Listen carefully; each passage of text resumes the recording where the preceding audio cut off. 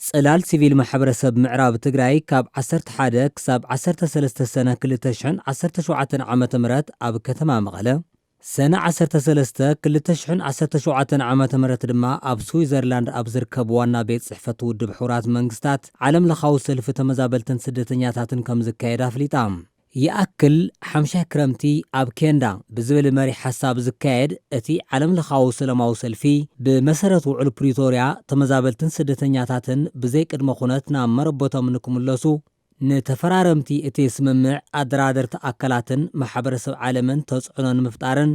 ስቃይ ተመዛበልቲ ዕልባት ንኸረክብን ምዃኑ ምክትል ኣቦ ወንበር ጽላል ሲቪል ማሕበረሰብ ምዕራብ ትግራይ ዶክተር ሙዑዝ በርሀ ይገልጹ። እዚ ሰላማዊ ሰልፊ ኣብ ትግራይ ኣብ ከተማ መቐለ ኣደባባይ ሮማናት ካብ ሰነ 11 2017 ንግሆ ሰዓት 12 ጀሚሩ ክሳብ 13 ሰነ 2017 ዓመተ ምህረት ን3 ተኸታተልቲ መዓልታት ክጸንሕ እዩ። ኣብ ጀኔቫ ድማ 13 ሰነ 2017 ዓመተ ምህረት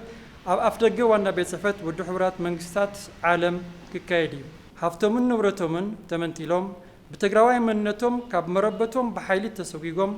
ኣብ ዝተፈላለየ መዕቆቢ ካምፕታት ውሽጢ ዓድን ወፃን ንሓምሻይ ክረምቲ ኣብ ከርፋሕ ህይወት ዝርከቡ ኩሎም ጉዳያት ውሑስን ስሉጥን ብዝኾነ መንገዲ ናብ መረበቶም ክምለሱ ኣብ ልዕሊ ተፈራረምትን ኣፈራረምትን ውዕሊ ፕሪቶርያ ብፍላይ ኣብ ልዕሊ ፌደራል መንግስትን ማሕበረሰብ ዓለምን ጽዕንቶ ንምፍጣር ዝዓለመ እዩ። እቲ ሰልፊ ተመዛበልቲ ጥራሕ እንተይኮኑስ ኩሉ ትግራዋይ ኣብ ጎኒ ተመዛበልትን ስደተኛታትን ኮይኑ ሓድነቱ ዘርእየሉን ስቃይ እቶም ተመዛበልቲ ከበቅዕ ድምፁ ዘስምዐሉን ምዃኑ እውን የረዱ። እዚ ዕለት ይኣክል ንምባል ትግራዋይ እምበር ተመዛባላይ ምዃን ኣየድልን ብዝብል መንፈስ ኩሉ ትግራዋይ ኢድ ንኢድ ተተሓሒዙ ሓድነት ዘርእየሉ ከምኡውን ኣብ መዕቆሚ ተመዛበልትን ስደተኛታትን ትግራይን ሱዳንን ዘለውን ኣብ ትሕቲ ወራር ሓሳረ መከራ ዝርኢ ዘሎ ጭቁን ህዝብና ኣብ ጎንኸ ኣለና ኢሉ ትግራዋይ ሓልዮትን ክብርን ዘርእየሉ ታሪኻዊ ዕለት እዩ። ተፈራረምቲ ውዕሊ ፕሪቶርያ ማለት እውን መንግስቲ ፌደራልን ሕወሓትን ቤት ጽሕፈት ኣፈራረምቲ ውዕሊ ፕሪቶርያ ከምኡውን ዘይመንግስታውያን ትካላት ወሃብቲ ረድኤትን እናተረኸበ ተቃውሞ ከስምዕን ደብዳቤታት ከብጽሕን ክግበር እዩ። ኣብ መዛዘሚ እቲ ሰልፊ ዝምልከቶም ኣካላት ኣብ ቅድሚ ተመዛበልቲ ተረኺቦም ሕቶታት ተመዛበልትን ሰልፈኛታትን መልሲ ክህቡ ጻውዒት ከም ዝግበረሎም ዶክተር ሙዑዝ በርሀ ኣፍሊጦም።